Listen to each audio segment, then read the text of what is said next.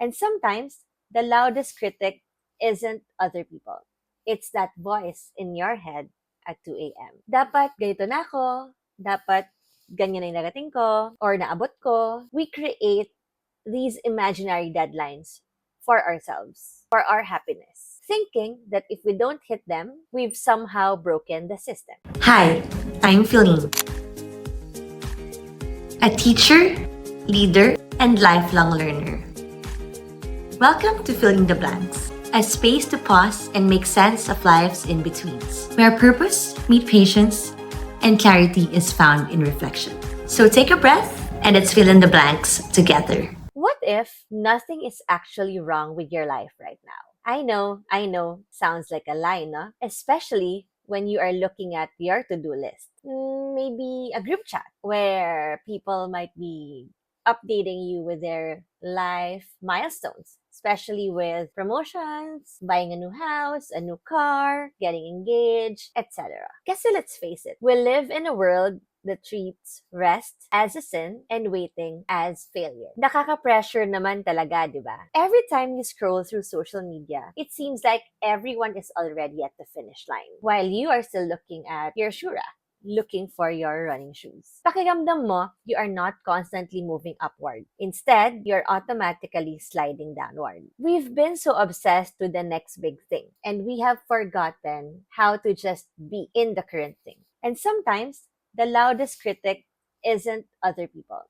It's that voice in your head at 2 a.m. Dapat ganito na ako, dapat ganyan na yung narating ko, or naabot ko. We create these imaginary deadlines for ourselves, for our happiness, thinking that if we don't hit them, we've somehow broken the system. We treat our lives like a malfunctioning machine just because it isn't producing the results we expected on the schedule that we demanded. But what if the reason you feel stuck or behind or confused is not because you missed your moment? Have you ever asked yourself, what if it's not because you made the wrong turn 3 years ago? What if it's simply because you're in the season that you don't fully understand yet? Para tayong nanonood ng pelikulang sobrang bagal ng pacing. Yung tipong naiinip ka na kasi parang walang nangyayari. I've experienced that last year in one of the movies I've seen in the MMFF. But you know what? In cinematography, those quiet shots are there for a reason. They build character. They set the tone. Minsan, yung season na to parang walang ganap. Ito pala yung behind-the-scenes moment mo. It's the part where foundation is being laid, but since nasa ilalim pa ng lupa, hindi mo pa makita yung structure. We forget that nature doesn't bloom all year round. May winter, may taglagas, may panahon na mukhang tuyot ang lahat. Pero hindi naman natin sinasabing mali yung puno kapag hindi siya nagbunga ng January, di ba? We understand that it's just part of a cycle. Pero pagdating sa sarili nating buhay, wala tayong pasensya. We want the harvest without honoring the winter. Let's be honest, babalikan ko lang yung sinabi ko kanina. We have been programmed to think that silence means failure, waiting means failure, and everything else in between. Pag walang progress, may mali.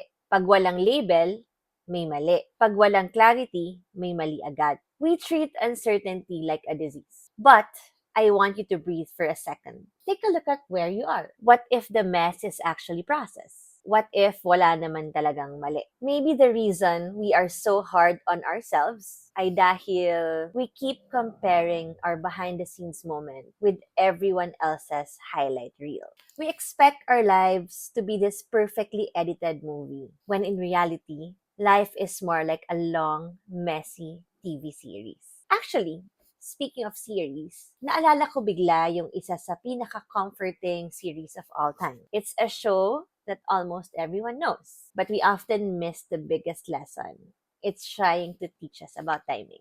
Friends. So, thinking about the show Friends, it's iconic, di ba?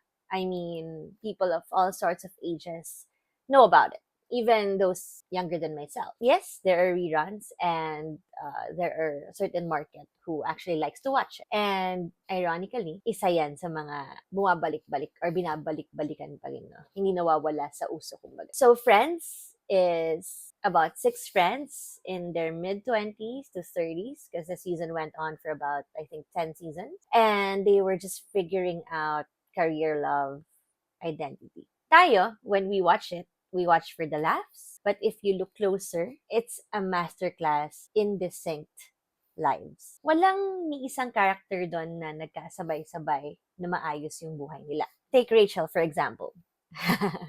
Yan siya. Hi, Rachel. So, Rachel started out lost. I think in the first episode, she was wearing her wedding gown. She ran away from her wedding. And the life she thought she wanted, she ended up waiting tables. Kaya siya nakaganyang costume at a coffee shop. So while Rachel was struggling to make ends meet, rent pa lang, for example, we have Ross. Ross, at the time, was quite established as a paleontologist. And he is successful on paper. But his personal life, it was a mess filled with divorce and other complications. And then, there's another character named Chandler. See, Chandler is a guy with a stable job. He's a funny guy. He was basically living the life. He was quite frugal, staying with a friend, and then enjoying life. But he was struggling so hard with purpose and emotional depth for years. Okay, so I want to discuss the others na muna for now. I just wanted to give examples, no? Kasi tayo, may tendency tayo to compare and sometimes probably envy the people that are around us, whether we love them or not. Right? Sometimes we tend to compare with our closest friends, our allies, our siblings, diba? Cousins, and whatnot. What I'm trying to say is that even if people are in the same circle, the same as the characters at Friends, they're sitting on the same orange couch in the cafe they used to hang out a lot at, but they were totally on different timelines in their lives. And that's the reality that we often forget. Let's be real for a second. Ang hirap nito sa totoong buhay. Even I struggle with it most of the time. Another guy would be Joey. Joey has been struggling with his auditions because he is an actor and he's been trying so hard to have like a breakout moment. And your Chandler, your roommate, just got another promotion. Not struggling with money. It's not struggling with making ends meet. Yeah. Okay. And of course, when you are Rachel, starting over again because the life you thought you wanted, not the life that you really wanted. Gets ba? And your friends are kind of settled already at a certain point. Of course, there will be milestones and roadblocks along the way. But looking at where you're supposed to be versus where you are can seem so tiring at times. So, minsan, di ba, kahit mahal mo yung mga kaibigan mo, mga katrabaho mo, may kirot eh. Masakit pa rin eh. You feel like you're being left behind because you're still in the same place while they are moving to bigger apartments or bigger life stages. And then, you start to wonder, ano ba talaga yung ginawa kong mali? Bakit parang sila yung mas blessed or pinagpala? But just because sabay kayo sa buhay ng mga kaklase mo or ng mga kaibigan mo, doesn't mean sabay kayo ng season. Kahit magkakasama kayo palagi, di ba? Sa isang mesa, apartment, your roommate, same job, same company, hindi kayo pareho ng pinagdadaanan all the time. In real life, I'm also going through this. I think most of us are, especially in these trying times globally. We're not just limited to our own space, but we are affected by all external factors all over the globe. What I'm trying to say is that your season 1 may look like somebody else's season 5, and that's perfectly okay. You're not watching the same show, but you are part of the same cast. Hindi ka naiiwan. You are just on your own episode. If we are being really honest, hindi lang naman career or timing tong conversation na to. May mali sa nararamdaman natin madalas kapag pinag-uusapan na. So, let's shift a bit to relationships or the lack thereof. Most people actually can relate kapag ito yung topic natin. That's why I keep also mentioning it because some of you might need to hear this today. There's this feeling, especially when you're at a certain age, probably the age of the characters at Friends, no? Where there's a feeling when you open Facebook, TikTok, Instagram, puro soft launch yung nakikita mo or probably breakup, pwede rin. O kaya you have friends who are getting married and then your most stable relationship would be your relationship with your Shopee and Grab riders. Right? Kasi alam na nila na ano yung routine mo, you're at home. Or if you're having something delivered at your office, they know when you're replying, you're busy, what floor your office is at. And they would sometimes offer na, ma'am, sir, if you're still in a meeting, I'll be here till 6. Or gusto nyo ba ipaiwan ko na lang sa guard? Or your friend is here, sa kanya ko na ba ibibigay? Anyway, paid na siya. So, things like that. They are aware. In my case, they know that I have a caretaker in the compound na katiwala na pwedeng sa kanya iwan yung items kahit fragile, especially if it's paid already. Normally, they would call you first and ask if you're home and if you'd like to settle through GCash or may nagpaiwan ka ba ng money dun sa pinagbilinan mo para they will go to your place and have the item delivered. No matter what our achievements are, sometimes it's easy to think that we failed in life because we are failing at romance. This reminds me of the show called Suits. It's one of my favorites also. So, in that specific series, you see high-powered lawyers like Harvey Specter, Jessica Pearson, very smart, very polished. Everything looks expensive. But look at Mike Ross. Sa simula, he wasn't even a real lawyer. He was a fraud. But he looked the part, diba? He wore slim fit suits. He had a briefcase. He performed even better than most of the Harvard graduates there. But deep down, he was so terrified. Why? He was living a lie. And because of that, it lingered. Sa isip niya, may anxiety. Yung fear na what if they find out that I am a fraud. Ganon din naman sa dating and relationships. We feel like may mali sa atin kasi single tayo or because we are not at that level yet or sometimes wala lang. So, anong gagawin natin? Sometimes we force it. We micross our way into love. Next.